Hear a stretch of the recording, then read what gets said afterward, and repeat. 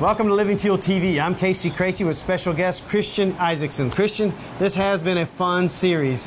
Yes, it has. In my opinion, Christian is one of the most amazing athletes on the planet today.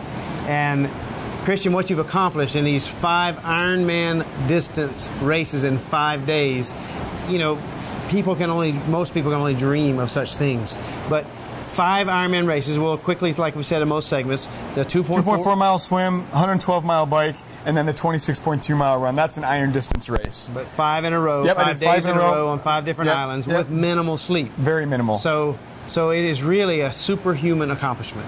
So the question that I'm sure people are thinking about is, you know, yeah, it seems impossible, but you know, surely it wasn't all smiles and joy the whole time. How did you get through? What were the high points and what were the low points, and what did you do to get through those? The high points for me were many. I mean, obviously accomplishing it injury-free was a high point for me. And you were the only one? Yeah, I feel like I mean, injuries happen to athletes. When you're doing that type of distance, regardless of how fit you are, you know, there's a Josef from Spain is one of the strongest athletes I've ever had a chance to be with. All those guys were Jason Lester, Chet the Jet, Juan, Michael, all the guys that I raced with, Michael Flaherty, they're all strong athletes. That was definitely a high point for me. It was trying to reflect what I thought, what they look like in my eyes. That was a high point for me. Meeting Ian Adamson was a very high point for me. Riding with Chris Lieto was an extremely high point for me. And you were keeping up with these world-class athletes. Well, it was more of it was kind of an event versus a race. Right. I mean, I felt strong. I'm not going to lie. I don't want to cower with my accomplishment, because I think that when I do that, it takes away from the miracle that it was. So I felt strong. Another high point for me was, you know, 5 firefighters flew over from Portland and showed up at the airport before I raced where was I at? In Maui. Well, let me remind the people, he is a firefighter and a paramedic. Yep. Was a medic in the military. Yep. So keep going. They showed up holding up the Hillsborough Fire Department sign, and they had Luke920.com, which was my website. And it was an emotional moment for me to know that these guys would take the time away from their families and spend their own money to come over and support me. That was huge.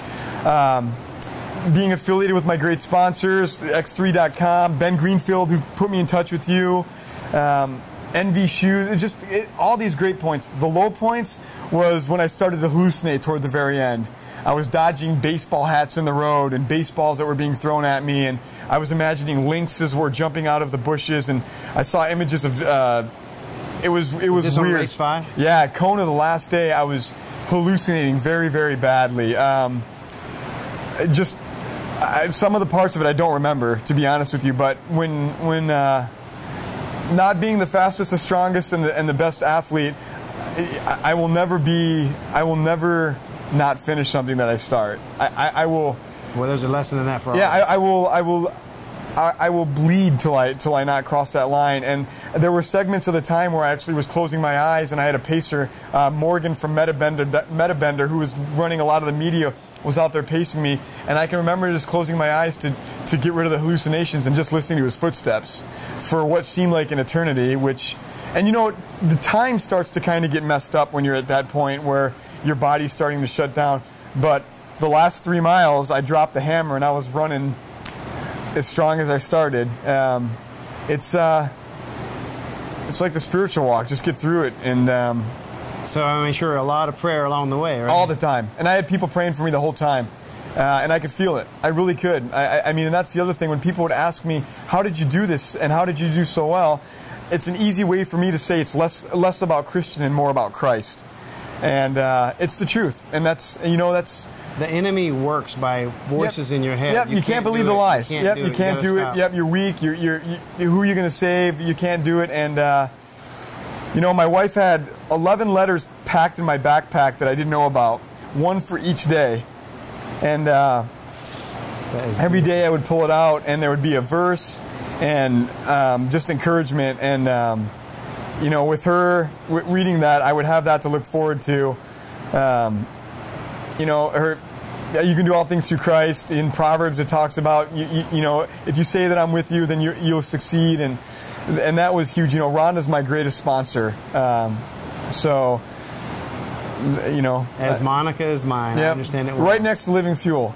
Oh, no. But and I mean that. I thank you too for the help that you gave me. It's an awesome inspiration for me and then for all the viewers. You know, you have inspired many more than you might realize. Thank you. If it's just one, if it's my son, then I'm happy. Well, God bless you, brother. Thank you. And I just pray that it all works out for you. Thank you. I know it will. Thanks a lot.